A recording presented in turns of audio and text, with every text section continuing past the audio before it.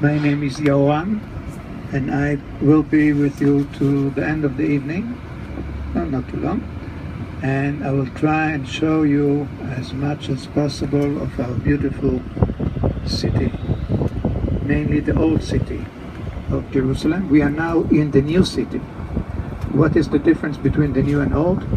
The new city was built after 1860. Before 1860 there was nothing outside the old city walls where we are going now.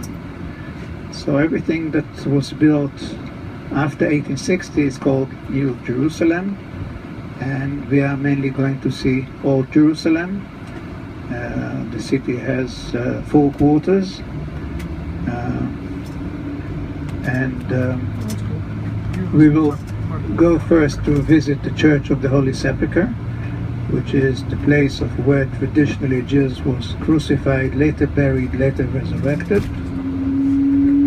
And we will see part of the Jewish quarter, we will see the Western Wall, and I'll talk about the Armenian quarter, Muslim quarter, Christian quarter, all the quarters. We're now driving on King David Street, and David is a very important king in the history of Jerusalem, and important for Christians, for Jews, for Muslims.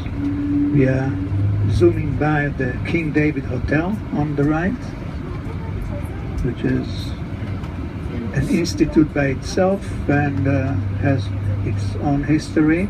And on the left was the YMCA of Jerusalem, which is also quite a historical monument, and where we will turn on the road that is on the old border between Israel and Jordan. The city of Jerusalem was divided for 19 years, from 1948 to 1967, and after the 6-Day War in 1967 it was reunified, so now it's one big city. But originally, until 1967, it was divided, and the seam line was here. So on the left was Israel and Jerusalem and Israel, and to the right that was Jordan within the walls. And right where we are now going to drive, that is the valley, the Hinnom Valley, and the neighborhood that was here was called Mamila. And now there is a big nice mall on the left, which is where we're going to end up later on having dinner. And Chris, morning. She already quietly applauded that. And ahead of us is the Tower of David, as it is called, and the Citadel of Jerusalem.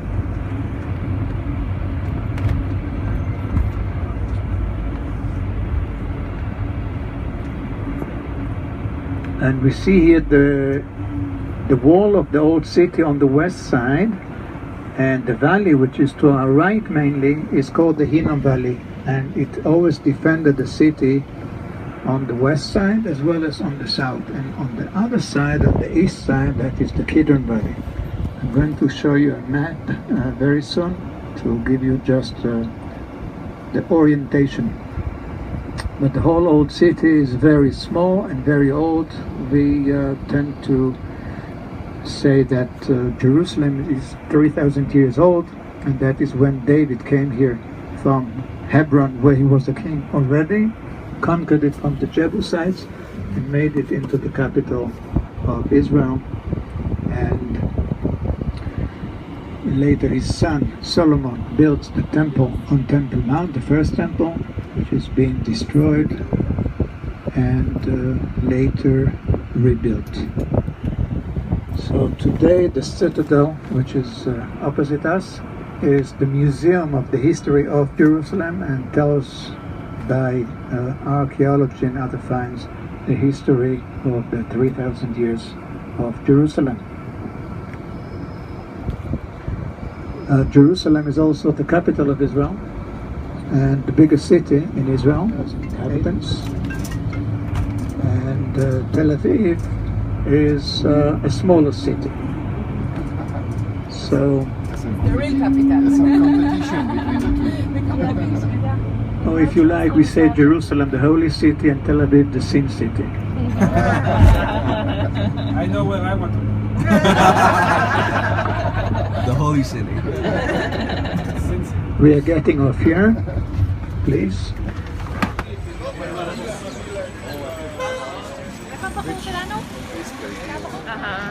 And although we enter the gate, you see that everyone comes from here. You may ask yourself, what's the point of the gate? If everyone comes from here, well, that is from a later time. That is from 1898. That is when your Kaiser came here in 1898. Kaiser Wilhelm II. Kaiser Wilhelm II. He came here on the invitation of the Turkish Sultan. And couldn't come through here. It was too small for him and his army.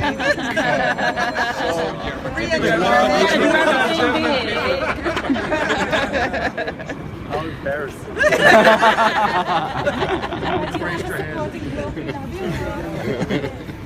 Well, at least you know, if Angela Merkel would come now, she wouldn't need to have all of that. She could come here. Yeah, She could. I'm sure. So ever since, that is the main entrance to the city, and the reason Jaffa Gate is called Jaffa Gate is because it's in the direction of Jaffa, west, where Tel Aviv. Today Tel Aviv, Jaffa, one city. At the time it was last built or rebuilt by the Turks almost 500 years ago. They called it Jaffa Gate. They built 8 gates all around the city, and that is pointing towards the new city. And like I said, until 1860, everyone lived within the city. And every night they locked the gates, because outside there was nothing. Wilderness, wild animals, robbers, very unsafe. Therefore, in order to be safe, they locked the doors, the gates every night. But after 1860, because it was too crowded inside, they went and built outside. You can see the windmill there. Yeah. That's the first neighborhood, the first Jewish neighborhood outside the walls. Mishkanot Sha'ananim, the dwelling of the tranquils. And the windmill was for the flour mill. And the first year, everyone that lived there was paid to stay there overnight. They were afraid. Now try and get there an apartment.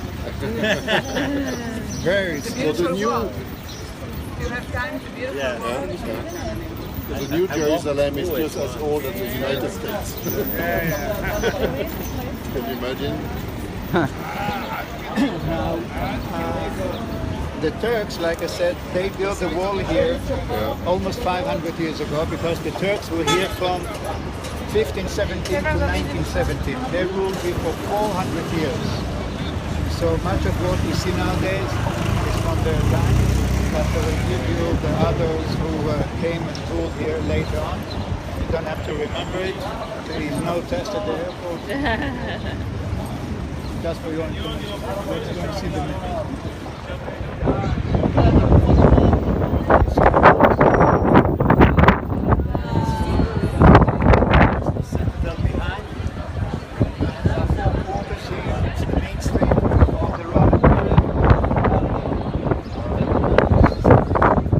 Little hill into a big place, so 100,000 Jews amount artificially to the south. And now huge 4 retaining walls. And today you have the Dome of the Rock and the Al-Aqsa Mosque instead of the first and second temple. The second temple Herod built. And the western wall of the retaining is the western wall that Jews are supposed to site. It's not part of the temple. All of that you will learn when you go into the tunnel tour later. The tunnel tour takes you around here, parallel to the western wall, outside the wall, all the way here, this section. And as we do it later on, usually it's going in and out the same way. You see a little bit of it. The main attraction of the western wall tunnel tour is to see the stones, the way they're carved close to the original time of Herod, the beauty of the stone cutting. So we will now go to the Christian Quarter and visit the Church of the Holy Sepulchre. And here. And then we will go via the Jewish Quarter to the tunnel, and eventually we come back here and just cross to the other side, which is where we have our dinner. And we are very restricted in the time we have, so we'll do what we can. Of course, if you have any questions, feel free.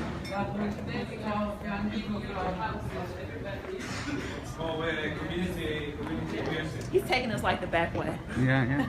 Are you taping? Yeah. Sounds crazy. Yes. That looks cool.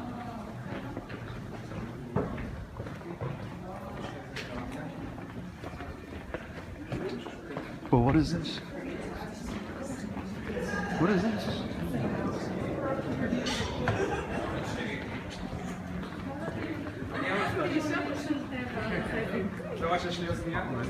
Watch your step. Yeah.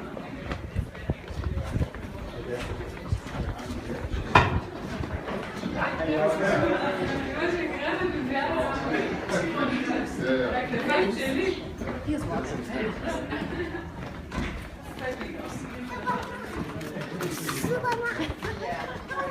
I guess we're gonna do the same thing on Friday.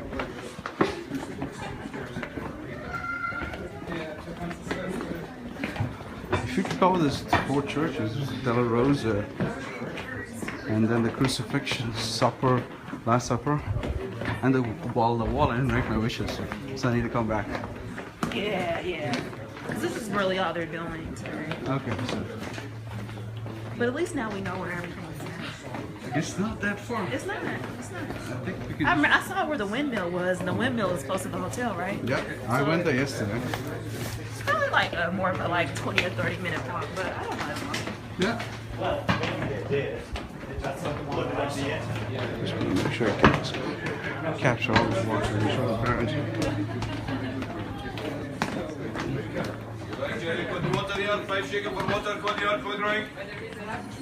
Welcome, you know what is granite juice here? Granite juice here? Granite juice here? Stones on the floor, they're as old as the Christian Quarter is. And before they'll be taken to the trash. Yeah. Okay. We'll go this way.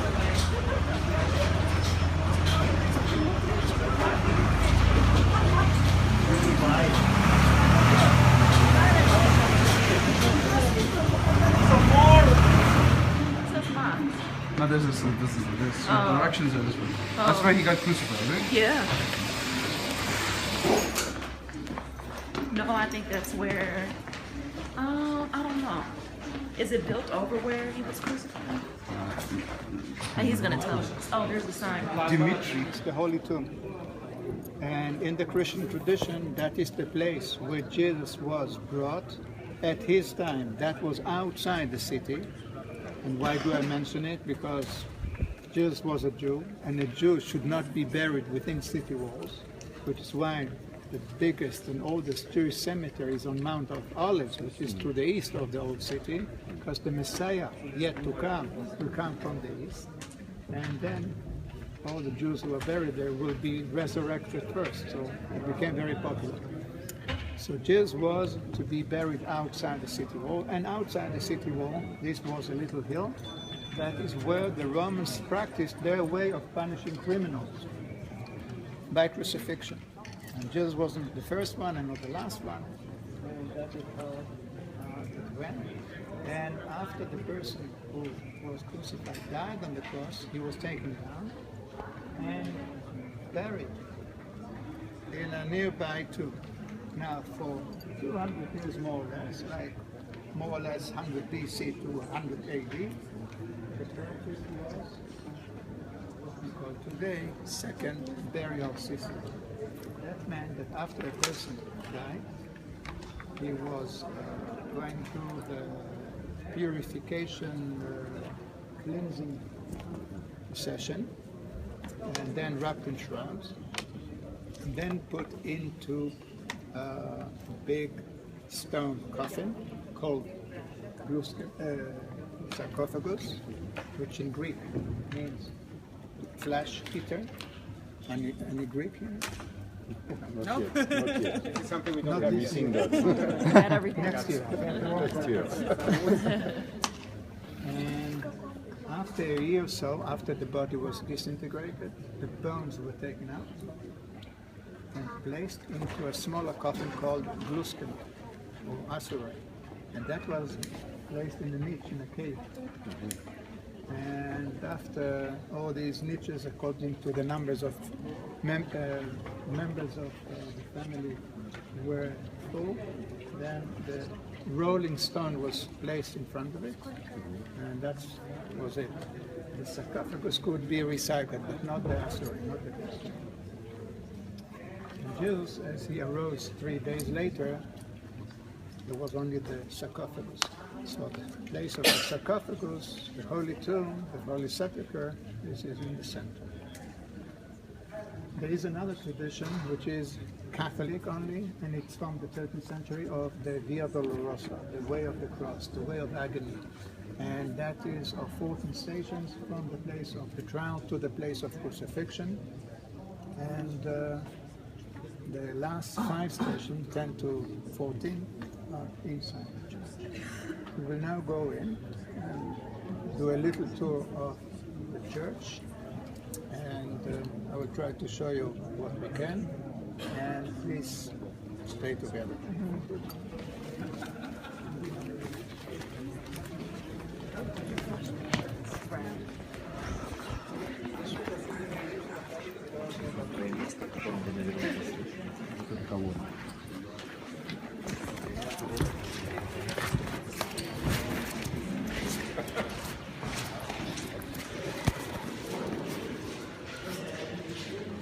Guys, over here, please.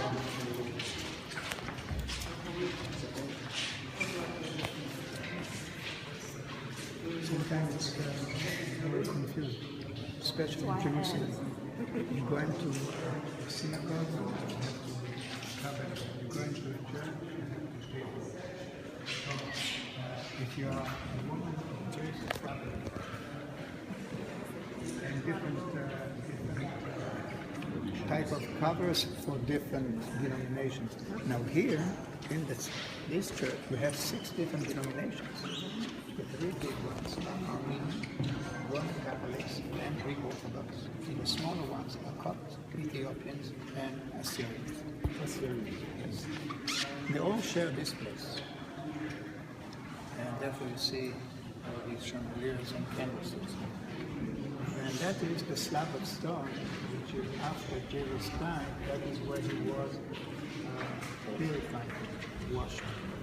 And therefore it is called the stone of unction, the stone of anointing. And traditionally it was done with this. Now if one belongs to an Eastern church, like Greek Orthodox, Russian, traditionally you're not supposed to come here and touch it, to put on the stone different items. Could be rosary beads, could be pictures of family members, could be candles, could be handkerchiefs, could be anything. Yeah. So that is a tradition. Now if you turn around, you'll see a modern mosaic. This is only from 1990. But it's in the old style of Byzantine, with lots of gold. On the right, that is the first part, that is the taking down from the cross. And in the center, you see the anointing of Jesus on the stone behind us, with the 3 Marys. And to the right, you see the body wrapped in shrouds taken to the tomb, which is where we go next. And the tomb was originally the tomb of Nicodemus. Nicodemus bought the tomb for himself. He was a Jew, and gave it to Jesus. Anointment or unction. And on our way, that is the Armenian chapel.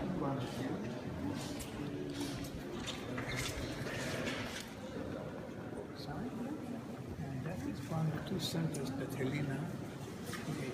Helena was the mother of Constantine, the Roman emperor who received Christianity and then descended Mother Peter Homeland to build the first churches ever.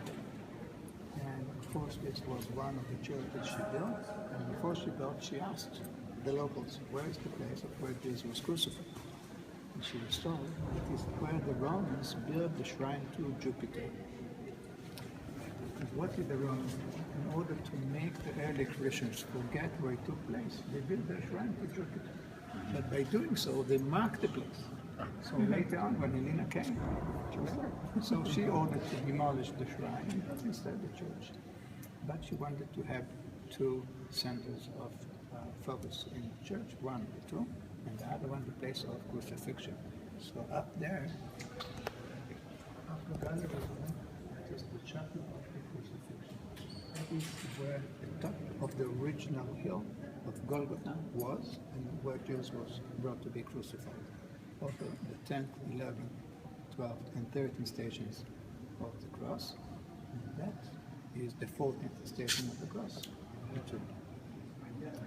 So originally there was one hill, and so she ordered to cut the stone and was used for the church.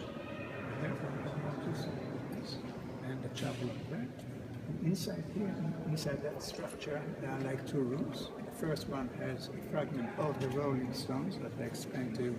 That is how the tomb was done. And the second has the sarcophagus, open and empty, of course. And that is what's inside. And the dome was destroyed in fire in 1808. The fire started in the Armenian section, and at the time the dome was made of wood, so it burned out completely.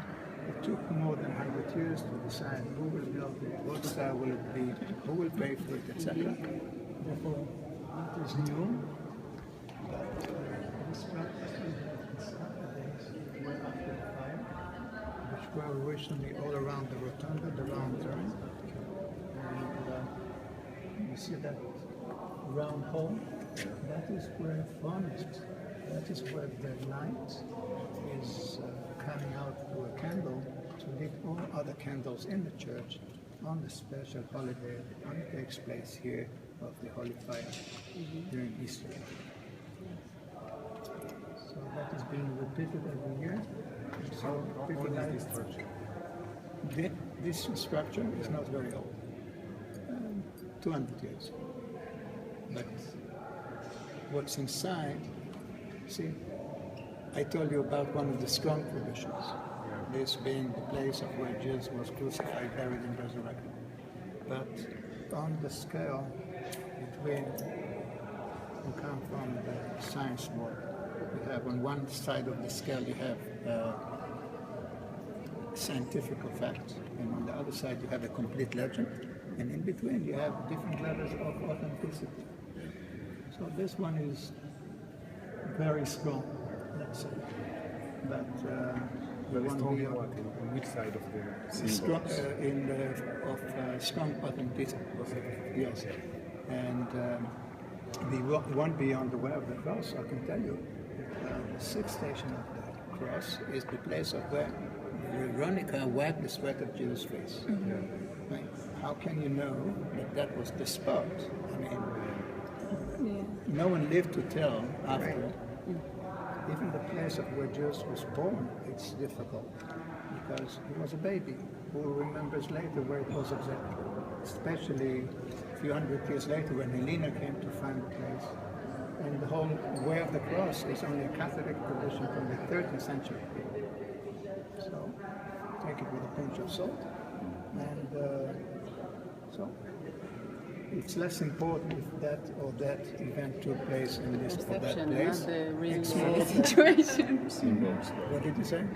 No, talk today about perceptions. Yes, with the perception, not the real story And necessarily. that goes throughout different religions, Jewish, Christian, Muslim, Baha'i, Cherkess, you name it. It's like every church in the world, or almost every church in the world, has a wooden piece coming from the cross So if you put all them together, you probably can make a lot of cross. Yeah, it's a symbol. So true. The energy that comes from it is what is more important. So this is the Holy Sepulchre, and at the back you see a very small chapel stuck to the back, and that is the only foothold the Copts, the Egyptian Christians, has in the church. The Greek Orthodox, however, have the largest, which is here. Can we go in here? I don't think so. I think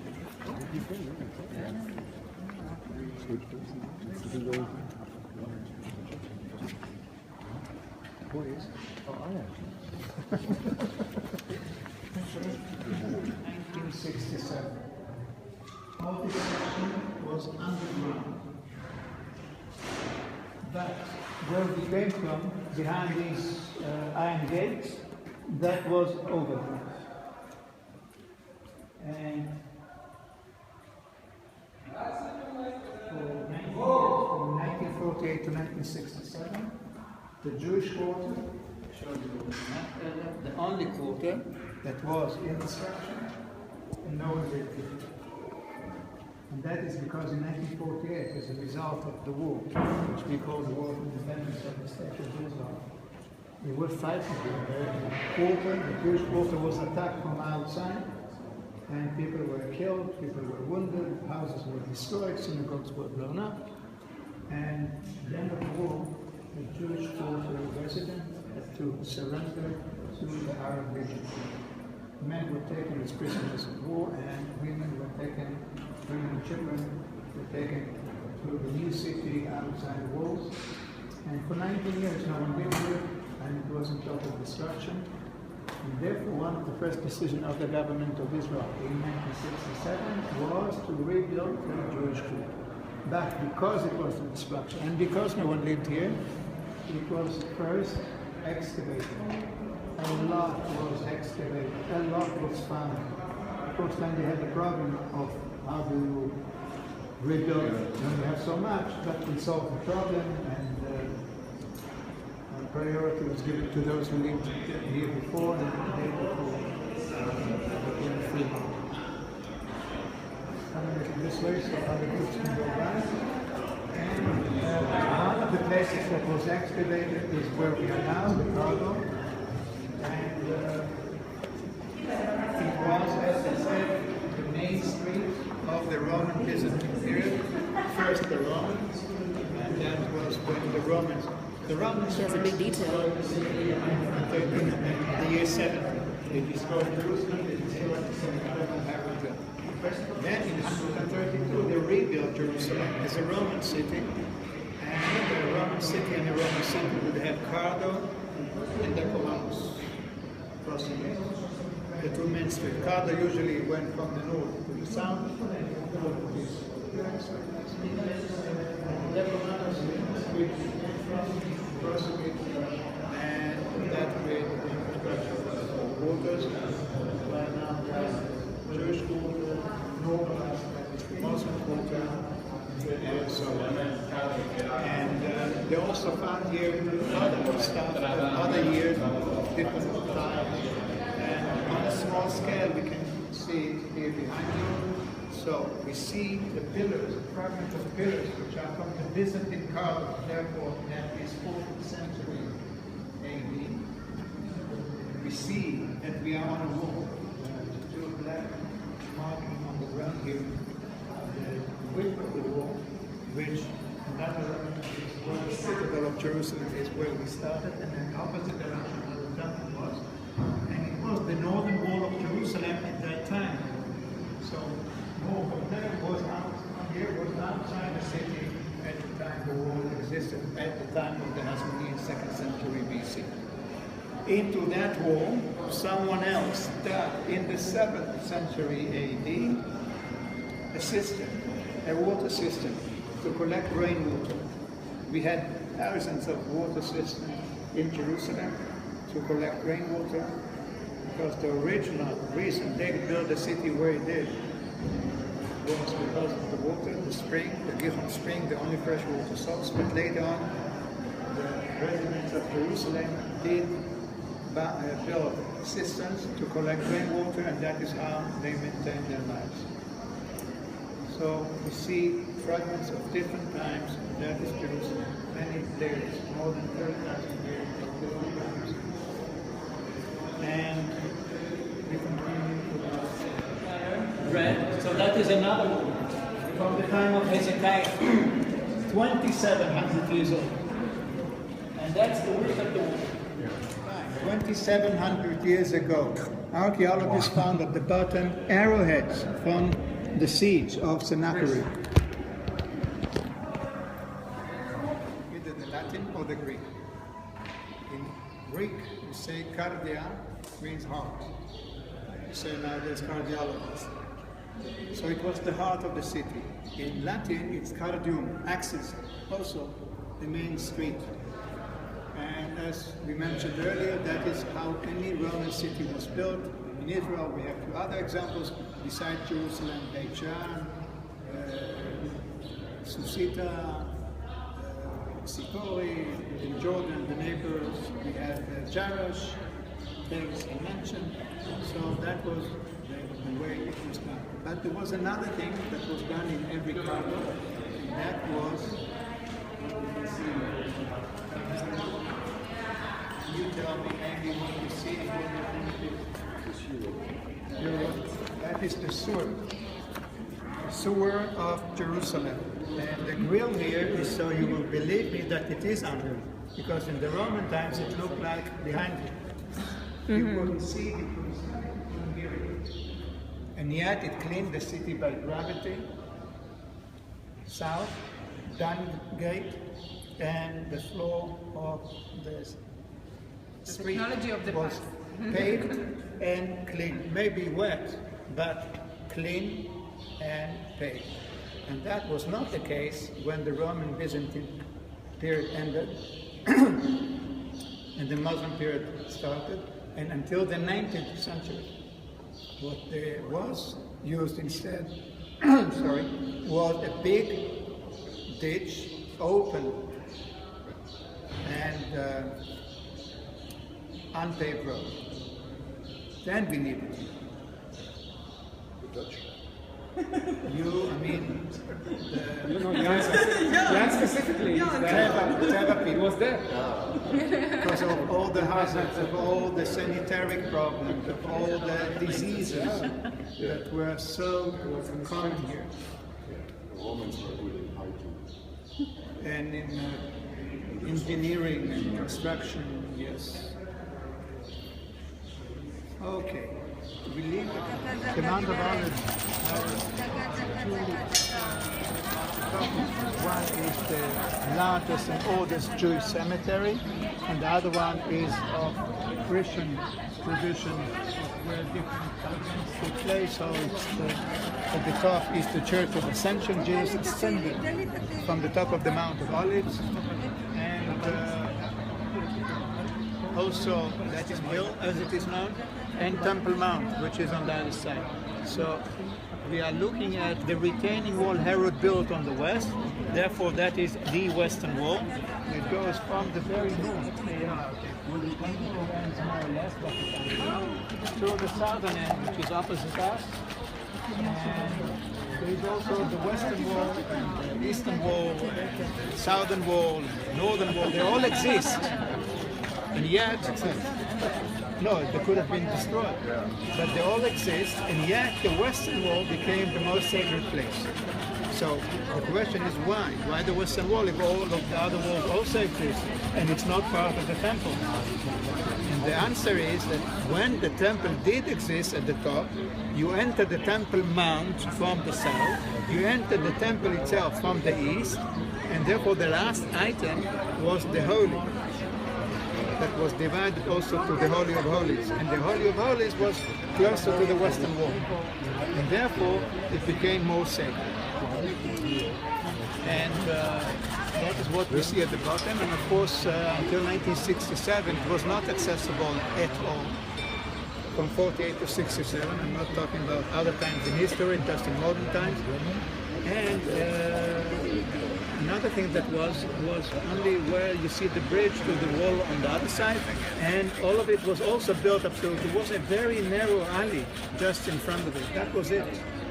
So after 67, one of the first things that was done was to make that big plaza in front, and that is the place where it became the most popular place for people to visit, Jews, but not only Jews.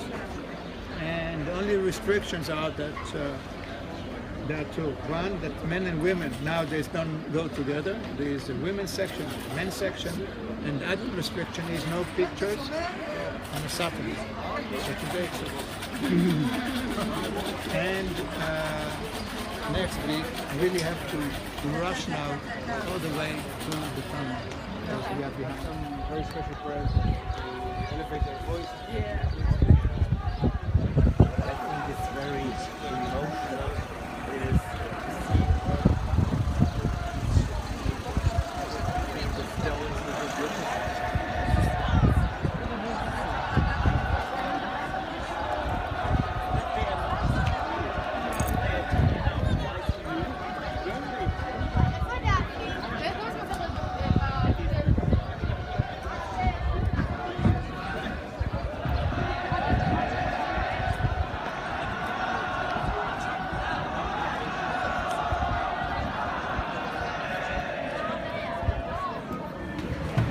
It's a natural, it's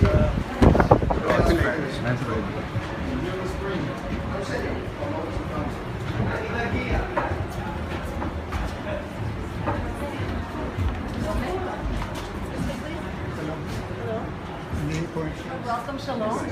We can already say have a good new month, or the new month, new Hebrew month. So welcome everyone. My name is Leah. I'm your tour guide. The tour is about an hour and a quarter.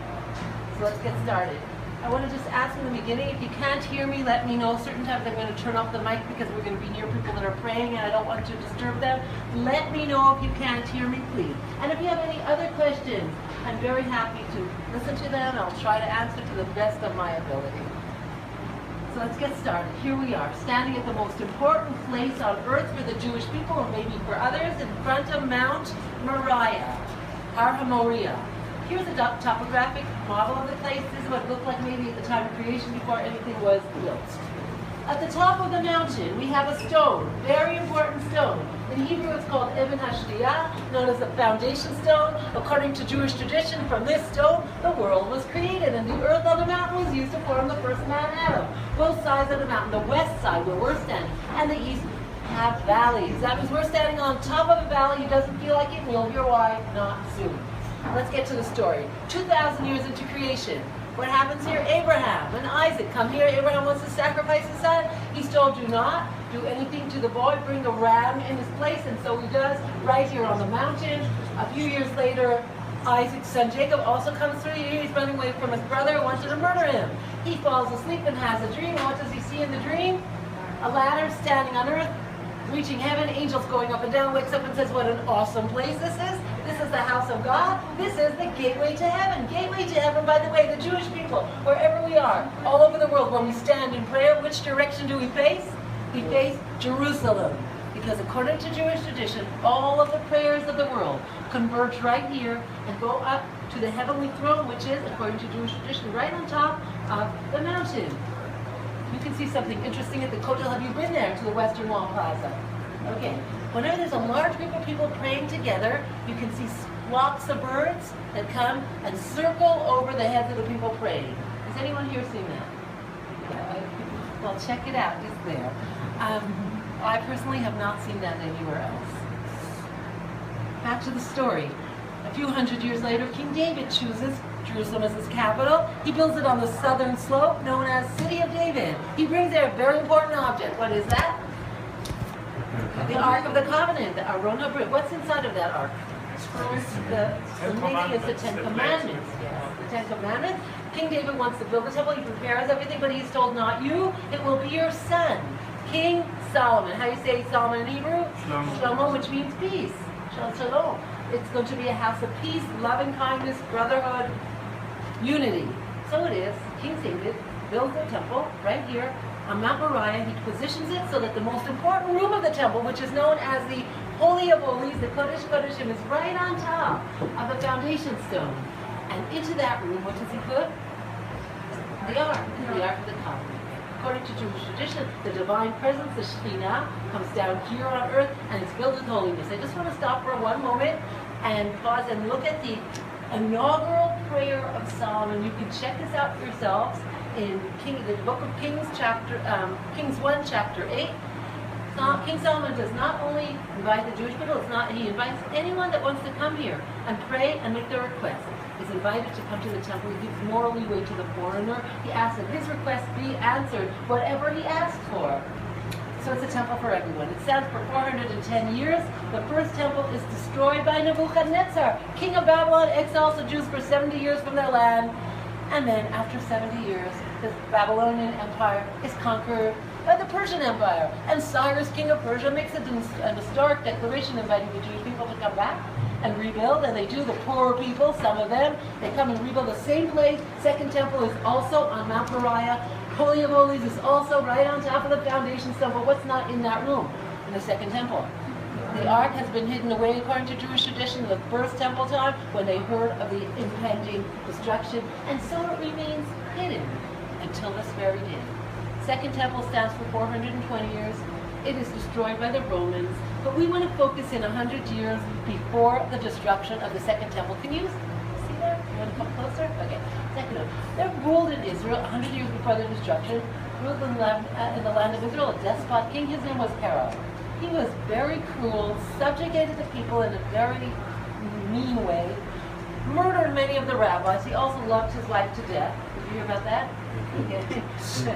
And he was also paranoid, and he wants to get back on the good side of the people. He decides to undertake this monumental project. He's going to redo the temple, turn it into the most beautiful building that has ever been seen. He wants to go down in history and never be forgotten.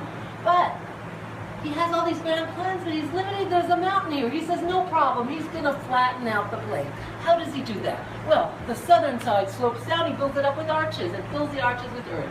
The northern side goes up. He simply has his workers slice off the mountain. We're left with this very large area upon which he has constructed, what is this? Oh, Temple Mount. It is amazingly wondrous. It is a wonder in the world. There's nothing so large. Man-made platform, almost a half a kilometer long. And on this platform, he has constructed the second temple redone. Why do I still call it second temple, even though it's a whole new building on a whole new platform? Because the main thing in the temple isn't the building. It's a spiritual service that was going on there that wasn't interrupted even for a single day. The sacrifices were continually brought without, like I said, without any stop. So it's the second temple renovated, let's call it. So the Jews and the non-Jews are streaming in from all over the world to view this beautiful building. We have a letter from a Roman tourist who came to visit the land of Israel back then. And this is what he writes in his diary. He says he met the Jewish people and they're strange, lazy. One day a week, those people, they do nothing. Shabbat, right? They didn't know about Shabbat, day of rest. They just thought people have to just keep on working until they drop. Anyways, and then he writes about the temple. He said, very impressive and very beautiful. When he searched on it, he was very bewildered. He didn't find on the premises a single graven image. Well, what was his bewilderment? In those days, the going culture was paganism. Any temple, religious temple, would be filled with statues all over. But Judaism is different. It's the first monotheistic religion teaching the world that God is one, and he has no physical form. So here in the Jewish temple, there's absolutely no place for any kind of statues or idols or whatever you want to call them. They were so strict about this. At the end of the second temple period, we find homes nearby the temple, homes of Kohanim, progressive priests that had Greek names and imported their glass from Italy, the finest glass in the world at that time. But on their fancy walls and floors, you won't even find pictures of animals. The only kind of decorations they have are geometric figures. So let's go back to the temple. So the temple here, what was going on? We spoke about the sacrifices. Those were communal sacrifices. There were also personal sacrifices. A person that wanted to come and repent for sin could bring a sin offering. If he wanted to give thanks for recovering from illness, or he came back from far overseas safely, he could bring a Thanksgiving offering. He also a mother, for every child born to her would bring an offering. What else was going on? The highest court of Jewish law, the greatest rabbis of the generation in a group called the Sanhedrin would convene here every single day. Every member of that group had to know 70 languages fluently, had to be conversant in all fields of wisdom, so any question posed to them, they would come up with the answers. They would resolve conflicts that hadn't been resolved on the local level. They would teach profound new insights to the Torah, to Jewish law every day. All this activity was going on to the beautiful background music of the Levites. Every day a symphony, every day a choir. And the ketoret, the frankincense, the day brought on a daily basis, had such a powerful, superb fragrance that permeated the whole Jerusalem and beyond. The Talmud says that a bride in Jerusalem on her wedding day had no need to put on perfume. All of this, as we could hear, the Jews would come here. We know that they would come together 3 times a year. Everyone was commanded to meet here in Jerusalem in a temple. That was a time when people didn't have internet, they didn't have telephones, they didn't even have postal service. They would come and reconnect. If your second cousin, for example, just became engaged, or your fourth cousin just had a baby, where would you find that? Here in Jerusalem. You would be connected to everyone that you knew, to your whole nation. It was like stepping into a different universe. All of a person's anxiety would be melted away. They would step into here, they would have clairvoyance and clarity. People would receive prophecy here on the Temple Mount. It was a place that when people were here, connected to God, knowing that He was interested in that connection with them, and connected to their people. Like I said, the heart and the soul of the Jewish people, but not only the Jewish people. We know that 70 rams were sacrificed on the festival of Sukkot for the welfare of all 70 nations. So much so, the Talmud teaches that if the nations of the world had only realized how much blessing was meant for all of humanity from this building, they never in a million years would have destroyed it. On the contrary, the nations would have set up guards around the Temple Mount, a UN force to make sure that the Jewish people were doing their job properly. But alas, we know that's not how it played out. There was corruption, decline, infighting, and then the Romans started to come and take over. And then in the year 70, for me, the saddest day in history, the day of Tisha B'Av, the Romans destroyed the temple. Tisha B'Av, a very sad day, I should say, went down in history, and lots of calamities happened throughout history on that specific day. 1091, the year that the first crusade was launched. Over 1 million Jews were slaughtered there. Entire communities wiped out. 1492 Tisha B'Av, the day that the Jews were expelled from Spain, thrown out into the cold. 1914 Tisha B'Av, that was the day that World War I broke out, the beginning of the bloodbath that killed millions of people in Europe. And the list goes on, and we won't go into it, but it was a very sad day. And the Romans, on Tisha B'Av of the year 70, thought they finished the job. Now, all we have here is a pile of rubble and ashes to fade away into history and be forgotten. Well, I ask you now, we're in the year 2015. Have we forgotten the temple? The Jewish people, by no means. 3 times a day in every prayer, we ask for the rebuilding of the temple. Your Katamazon, Grace After Meals, as a special blessing, asking for the rebuilding of the temple. The bride and the groom are just finished being married underneath the chuppah, the wedding canopy. What do? Break the glass and ask for the rebuilding of the temple. So the Jewish people haven't forgotten. And all the people who came to visit the Western Wall tonight haven't forgotten the Western Wall. Which Western Wall? What wall are we talking about? Let's get that clear. Let's go back to the happy picture. This one makes me depressed. Here we have Herod's temple. It's there. Here's a sanctuary rising 50 meters high in the air, made of the most beautiful white and blue marble. From far, it looked like a snow-covered mountain. It was inlaid with gold. Whenever the sun shone on the building, one would have to avert their eyes from the dazzling sight. When we talk about Western Wall, let's have it clear, we're not talking about anything from the first temple or the early second temple, and we're not talking about the sanctuary wall. Sometimes you ask children, Kotel, that's the Kotel of the Beit HaMikdash, that's not so accurate, you have to be more specific. We're not talking about inner courtyards here, we're talking about this wall right here, or on the model here, right here, the western supporting wall, constructed by Herod and his workers 100 years before the destruction of the Second Temple to hold up the Temple Mount. What's that? It's a wall. Western Wall today. Little segment, that's about 60 meters long, only a small portion of the Western Wall. The whole thing is almost a whole half a kilometer long. And the question is, where's the wall? Why don't we see it when we come to the Western Wall? If you come from the east, by car or by bus, or you stand on one of these mountains, you do see the whole platform sitting before you. You don't see necessarily original stones, there's a lot of filling stones there, but you see the platform, and you don't see it from the west. And the question is, why not? So we have to go into a little bit more history, and then we'll move on. The history is a long speech I'm making here. I'm sorry, I'll just make it quick, and then we'll go. In the year 70, we said the Romans conquered Jerusalem, destroyed the temple. They rule here for the next few hundred years, and at a certain point they can convert to Christianity, and they don't connect to the sanctity of the Temple Mount, according to the historical accounts that we have. It says that they use the place to bring their garbage.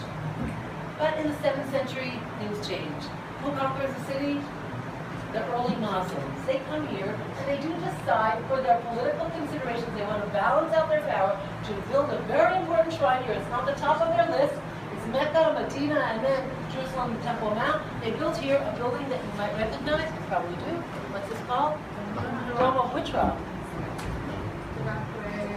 Talk history, Jewish history. What did I tell you at the beginning here? The exact place. Right? What? Right?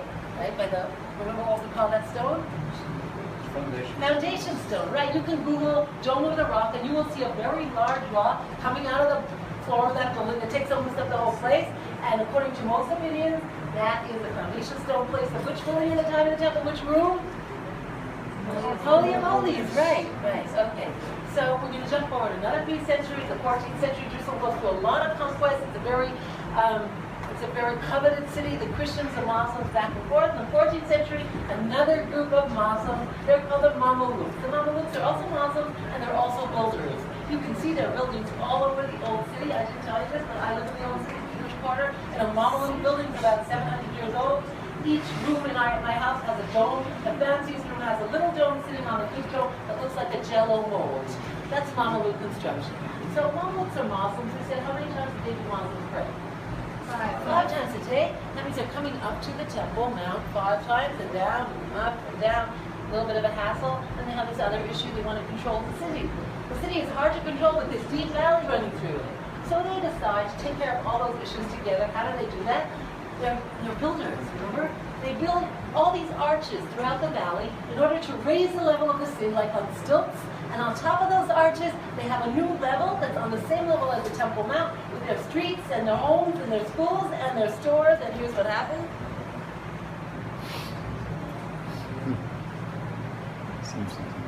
Well, here, what happened? Where did our Western Wall go? What's that? It's absorbed in. It's underneath and behind all those buildings in the Muslim quarter. And believe me, concealed, very concealed. It was very easy to miss the whole Western Wall, the whole Western Wall Plaza. Until 1967 was about the width of the room that we're standing in right now. You had to get there by walking through this very, very crowded slum neighborhood, narrow alleyways, very easy to miss it completely. I knew an elderly Yemenite woman, when she was 100 years old. She lived in the new city before 1948. She used to come to the Kotel every Shabbat. And one week, she lost her way. She was given wrong instructions, and to her utter dismay, she landed on the Temple Mount. It took her over 50 years to get over the trauma. She was still telling me the story 50 years later. It was very easy, like I said, just to miss the wall. And we just heard why, because it was covered over. And when did things change? 1948, we got a stake, but things of the Western Wall, as far as that got worse, because we couldn't even come close at all. We had to stay far. When things really changed for the better. It said 1967. What happened in 1967? I'll tell you what happened from my perspective. I was a very young child, living not in the country, living in Toronto, Canada, and I heard the adults around me talking in a very concerned way about this man who was threatening to throw the Jewish people into the sea. And the state of Israel was taking him seriously. They prepared graves, lots of graves. And the Jewish state was surrounded on all sides by enemies. And then the war broke out. And then our teachers were walking around all day with their transistor radio stuck to their ears. It was very tense, but suddenly the tension broke. Miracle of miracles, exaltation, jubilation. The Kotel is in our hands. The Temple Mount is in our hands. Against all odds, the Jewish people, Jewish state liberated the old city. We come back to the Western Wall, and it's just a few days before the festival of Shavuot. They expect thousands of people coming to the wall, and this little room here doesn't have enough room for all those thousands of people, right? The plaza of them, which was very narrow. So what do? They call anybody over that has a spare bulldozer to come and volunteer, and within 3 hours, here's what happens. Voila, we have a plaza. It was a very, very exciting time for the nation. And they spent a lot of time on Shavuot here at the Kotel. And when things settle down, we're wondering to ourselves, Kotel is very nice. It's 60 meters long, but it should be a little bit longer. And what's going to happen when we start to dig under this city? Will we find the walls? And we start digging slowly and carefully, I should say very slowly. It takes many years, maybe 25 years, something like that. And very, very, very carefully. Because what's on top of our heads as we're doing the dig? Temple's on this side. We're not doing anything on this side. All the houses of the Muslim border. We don't want to jeopardize any of those buildings. So we have to call the engineering experts to make sure that we do it properly as we dig. But what do you know? After all those views, we go to the end of the wall. We find the whole wall sitting there. Some of those stones look fresh out of the quarry yesterday. So how about that? We're going to go and discover the whole Western Wall. You ready? Any questions? No questions. Okay. What they are. On the way here, we're standing underneath an arch right now. There's one more arch in the series that sits on the Western Wall itself. So what are these arches we're trying to figure out? Let's get our bearings. This direction, most important mountain called Mount Moriah. That direction, there's another mountain. It's called Mount Zion. That's where the Jewish quarter today is of the old city. That's where I live, by the way. In the time of the temple, it was called by Josephus Flavius. Have you heard of him? Jewish historian that lived in the time of the destruction. He calls it the Upper City. So who lived in the Upper City? Archaeologists have excavated there. They found a whole neighborhood called the Herodian Quarter, very fancy homes of Kohanim, priests. Makes a lot of sense. The priests live in the Upper City and work in the Temple Mount. Not so simple. When you come from the Jewish quarter to the Kotel today, you have to walk down 140 stairs. And that's not the end of the story, because the wall, maybe you heard, maybe you didn't, the wall continues underneath the floor. The Kotel wall continues underneath the floor equally. That means the wall that you see on top, there's an equal wall underneath the floor. 17 rows of stones to be exact. So those Kohanim, doesn't make sense. They were going all the way down 140 stairs, 17 rows of stones to the bottom of the valley, and then all the way up. They will be exhausted. What do they do when you have two mountains, deep valley in between to make life easier? What do we do? We build a bridge, exactly. So these arches here, they're not the original arches, but they're built on the track and on the ruins of the original arches that were made up what was called the Great Bridge that connected the Jewish quarter, I should say, the Upper City to the Temple Mount. Right on top of our heads today, there's a street on top of this arch. The street starts at the Jaffa Gate, goes through the Arab Market Shuk. That street is called Street of the Chain. My house is 62 Street of the Chain. At the end of that street, there is a gate. That gate is called Gate of the Chain. If you step through that gate, where are you stepping on? What's that? The Western Wall? On the Temple Mount. Temple Mount. So keep in mind, if we're talking about the floor level of the Temple Mount, we're talking about up there. Everything that we're going to see today is below the floor level. It's this mountainside. It took me a very long time to catch that fact that when I'm standing at the Kotel Western Wall, the people on the other side of the wall are not on the same level as me. They're much higher up. Okay? Did you know that? Now I know. So, what about underneath our feet? We're not standing on the valley floor here. Obviously, we're standing on another arch, and that goes all the way down to the valley. What did the archaeologists find down there? Some of you looked into the window. What did they find when they dug down there? No, you're getting close. That's called a mikvah, a ritual bath. They found altogether around the Temple Mount at least 170 mikvahs. They keep on finding more whenever they dig. In ancient Jerusalem altogether, they found up till now over 3,000 mikvahs. What do we need so many mikvahs in Jerusalem, so close to the Temple Mount? No one's allowed into the temple. No one's allowed to eat from the sacrificial meat in Jerusalem without first immersing himself, purifying himself in a ritual bath in a mikvah. Not only himself, but also the clothing that he wears, and also the dishes that he will use. If you look carefully at this mikvah, it gets very narrow. It doesn't look spacious enough for a person. It looks more like a mikvah for dishes.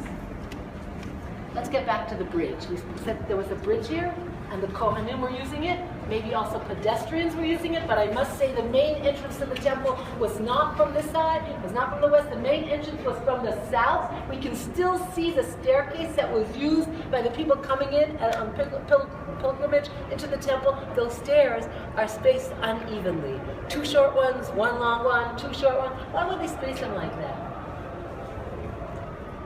Any idea? To make it harder, Make what harder? to go up, To go up, right? Why is that important? you have to do an effort. You have to do effort. Also, there's a lot of people coming. They want to slow them down. Slow them down also for the technical, that it shouldn't be a mob walking in. Also, that the people walking in slowly are getting themselves prepared to enter into the house of God, right? Okay. So, but we said, so there still might have been people coming in from, people came every single day to the temple from all over the country to pray, because that's the main purpose of the temple, is the house of prayer. So they're coming in, but there was something else on this bridge. And then there's an aqueduct bringing water on a pipe. That means from the south of Jerusalem, from a spring downhill, a spring in Bethlehem, downhill through the force of gravity to stream into the temple. That water was used mainly to keep the temple clean. The temple's a beautiful building. There's a lot of animals slaughtered there, lots of blood around, and it's most befitting to keep it washed and sparkling clean. So what was their method? What would they do when they wanted to wash the floors? This is how they do it. Listen carefully. They have the water coming in from the aqueduct, streaming in. You saw those courtyards of the temple with high walls? Well, they close up the doors of the courtyard. They close up the drains, and what's happening to the water that's streaming in? The water level is rising just like a bathtub. It washes the walls and the floors, and everything is sparkling clean. They open up the drains. The water drains out to the other side. What's on the other side of the Temple Mount? Another valley, the Valley of Kidron. The farmers are waiting there eagerly to get that water with all the blood in it to use to fertilize their fields. But it's a great sin to use anything for the temple for personal use. Before they can use it, they have to give money. You ready for here? Okay. 1 more minute. I can go. Oh no. Set up. If you want. Okay, we'll just take 1 more minute. Okay? Okay. It's a grave sin to use anything from the temple for personal use. The first thing they have to do before they can use it is give money, not to buy the water, but to redeem the holiness of the blood. They give it for temple purposes, and then everything is gone. We're quickly going to just mention that there's one more arch behind us over here. That's the most impressive of all the arches. It doesn't go halfway down. It goes all the way down to the valley. It's 14 meters wide. It was discovered 150 years ago by Charles Warren. Today it's used as the indoor prayer area whenever it's raining or cold or hot. Or people just like to pray inside, that's where they pray. Okay, that arch was destroyed in the year 70, but not by the Romans. Who would pull it down in that year? The Jewish fighters themselves, because the last stronghold of Jerusalem before the city fell was the temple itself. Here's a picture of the Temple Mount. We'll look at it in the next room. The next room is called the Great Hall. Wilson's Arch is right to that door there. It's the indoor prayer area. It's access for the men through the left-hand corner of the Western Wall Plaza. The women go through where we were standing there into the women's gallery. Okay, we're right now here standing in a place called the Great Hall. Do you know what this place is? It looks very impressive, right? All it is are the supporting arches. Remember I told you the Mamelukes raised the level of the city? Well, these arches here were built, constructed to hold up a very large educational building called the Makama. Do you know what we found in here in 1967? Piled all the way to the top? Debris. Why was it piled up with debris all the way to the top? Because in order to build such a high arch, they need a scaffold. So they pile up whatever they find, but once they finish the construction, they have no need for this place, and they just left it here.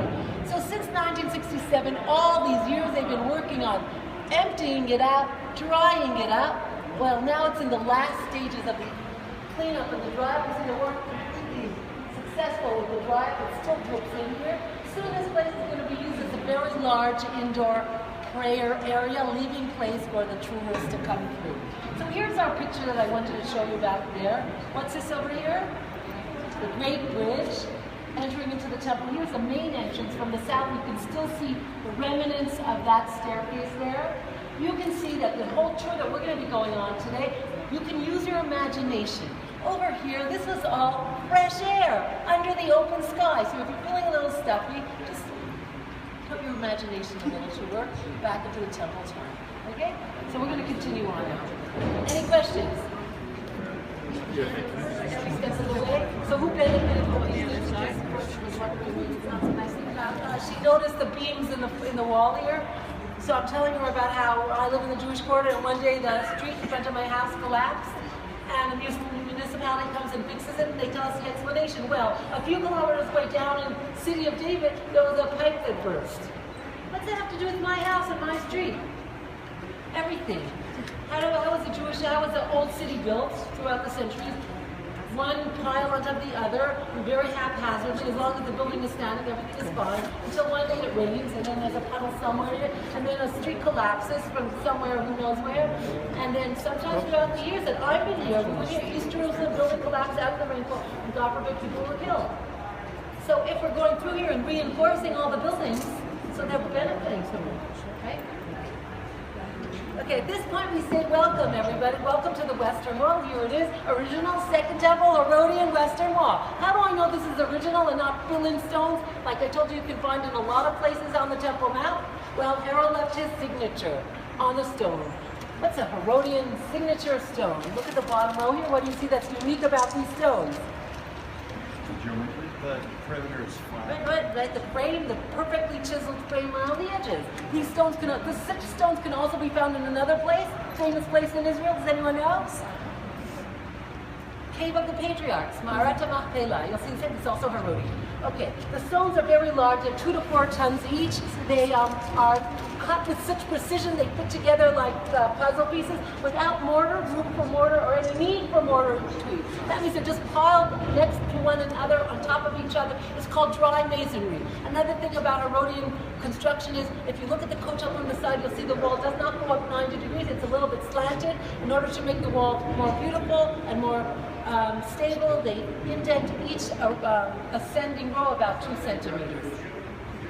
They also extend, these stones extend to a depth of 3.5 to 4.5 meters deep. By the way, what's on the other side of the wall here? Let's just remind ourselves.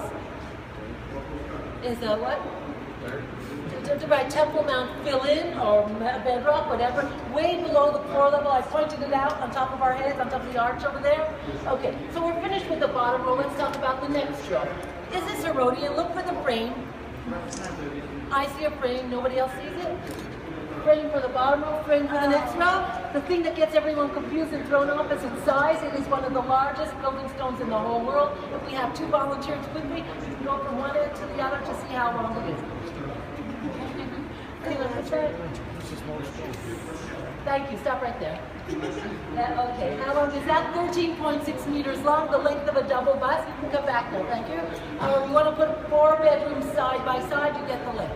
This is followed by 3 more gigantic stones. Those stones go up to 3.5 meters high. So we assume that was the original height of this stone too. So we're talking about 13.6 by 3.5 by 3.5 or 4.5 meters deep. Does anybody want to guess the weight of this stone? Really heavy. Really heavy. How much?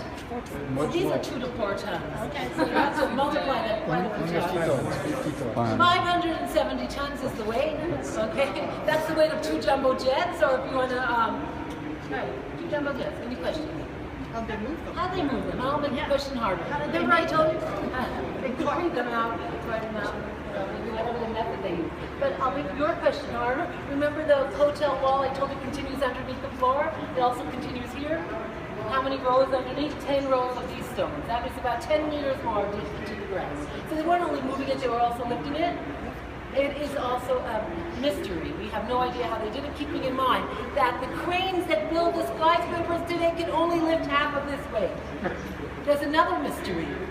This, and I told you 3 more gigantic stones right after it. Why did they bring them here? It's the only place in the Temple Mount with such gigantic stones. They have 2 theories. They don't know for sure. They just say maybe they wanted to fortify a weakness in the mountain, and if that was their intention, they seem to have succeeded. I'll tell you why. Jerusalem, you might have heard, sits right on top of an earthquake fault. Seismologists, by the way, are expecting an earthquake, a major earthquake soon. God should protect us all. So throughout the centuries, there were earthquakes that caused damage to Temple Mount, and we see the damage, but here we see no earthquake damage. So they fortified it very well. There's another theory. The reason why they brought these stones here was something to do with a special subterranean storage room on the other side. Some people say maybe that's where the ark is. But what's the rule about the other side of the wall here? Do we check things out? What's doing there? Why not? Well, it's sacred, and also what else? There's another problem. Muslims don't like us to do anything. Nothing. No, they get their life. Okay. So all the excavations and explorations we do are on this side of the wall. We do nothing, so we don't know what's doing on the other side of the wall. Okay. On top of the gigantic stones, you don't see Herodian stones. You see fill-in stones from the Muslims. When they came in and they built the Dome of the Rock, they patched up the wall. What happened to the original Herodian stones?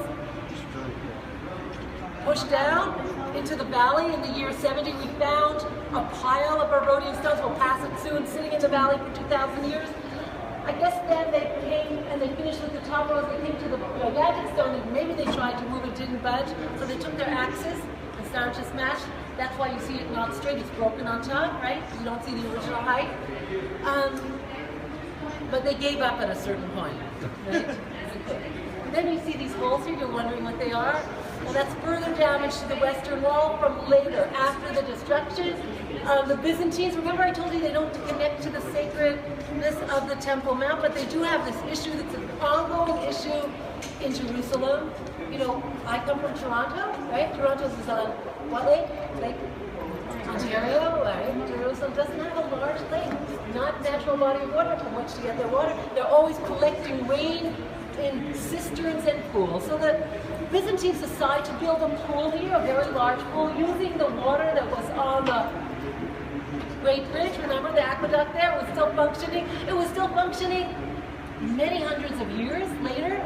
Just last week, they found a segment of that aqueduct in South Jerusalem. It was not the segment on the bridge was destroyed. But it was still functioning in the time of the Byzantines, and they decided to use it and build a pool here. They thought that all they needed were 3 walls. But let me tell you what happened. Western wall, which they thought was their 4th wall, did not cooperate. Western wall stones are a limestone. Limestone doesn't hold the water very well. So they thought they were going to put on their waterproof plaster to keep the water in. Also no cooperation. The plaster just slid right off of the walls, all the stones, and they ended up having to build a new wall. The way they did it was they made these holes into the holes to put these stone hooks. Onto the stone hooks, they built the new wall, and on the new wall they put their plaster, very complicated. They end up with their pool, and we end up with further damage to the western wall. Can we put a note? Some people put notes into those holes. They're very convenient for notes, right? We'll talk about the notes later, right? You can put a note in there. That's fine. I just want to make one last note before we move on. I just started doing these tours this year. My first assignment was to talk about the gigantic stone.